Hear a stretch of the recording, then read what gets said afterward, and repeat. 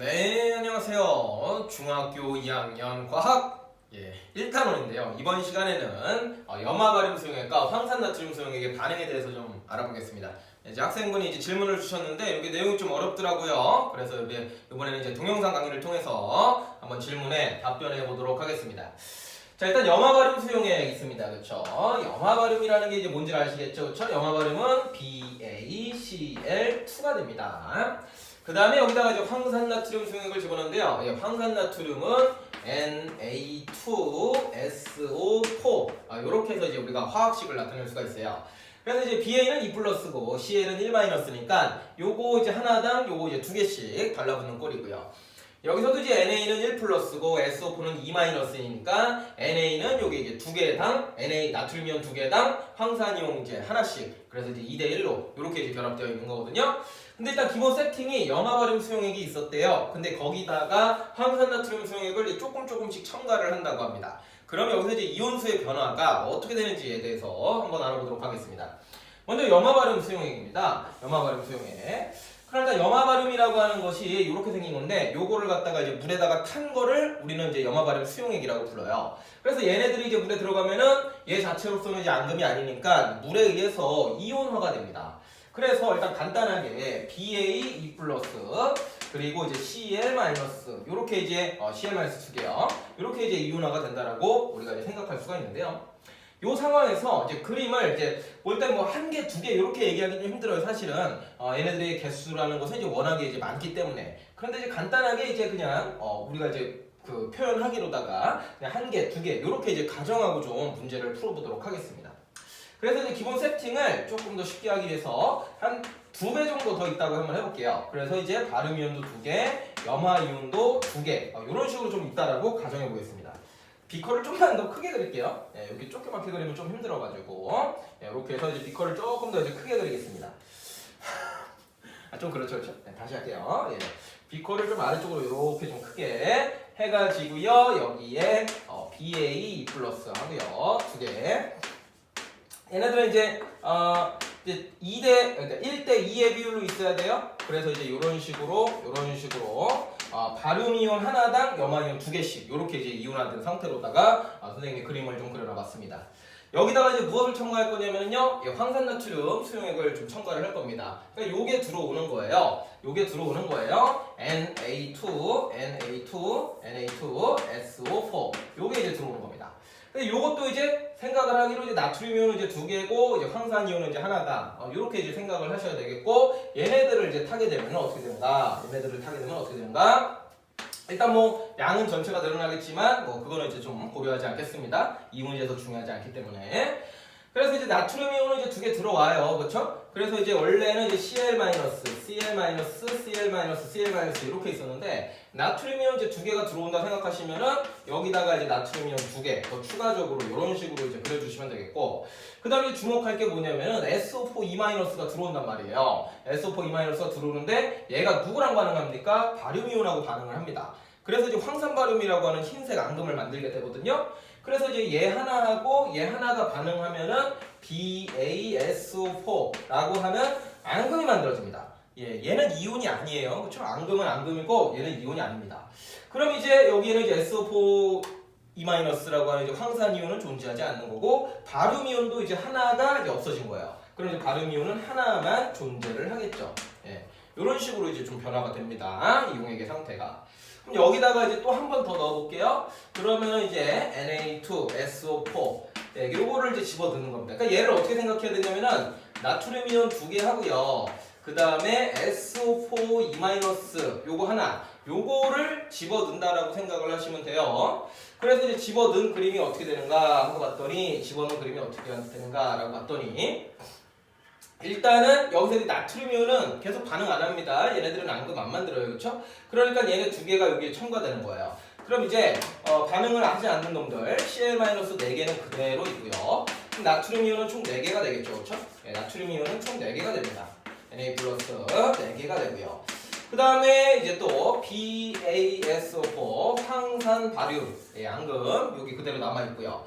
그 다음에 이제 SO4 이제 들어와서 얘랑 이제 반응을 한단 말이에요. 얘랑 반응을 해서 또 앙금이 하나 더 만들어지겠네요. 그렇죠? 그럼 BaSO4 황산 바륨 앙금이 2개 만들어지고 여기에는 이제 바륨 이온도 없고 황산 이온도 없는 거야. 그래서 이제 이온들이 이제 이렇게 생기게 되는 거고요.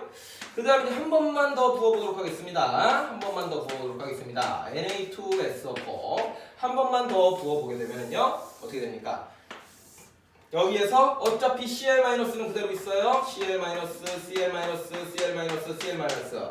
이 염화이온은 이제 반응에 참여 안 하니까 계속 가만히 있는 거고, 나트륨 이온이 2개가 더 들어오네요. 그럼 나트륨 이온이 총 몇 개 됩니까? 6개가 되겠네요. 그쵸? Na 플러스는 6개가 되는 거예요. 그쵸? 계속 늘어나네요. 그쵸? 나트륨 이온은 계속 처음부터 증가를 하게 되네요. 그 다음 이제 얘네 2개 있으니까 얘네 2개도 이제 그대로 써보고요. BaSO4, BaSO4. 요렇게 이제 앙금 2개 좀 써주시고요. 그 다음에 이제 여기서 들어온 이제 황산이온 있죠? 얘는 이제 들어와도 반응할 바륨 이온이 없으니까 그대로 이온화된 상태로 SO4E- 이렇게 하나가 존재를 하겠네요. 그렇죠?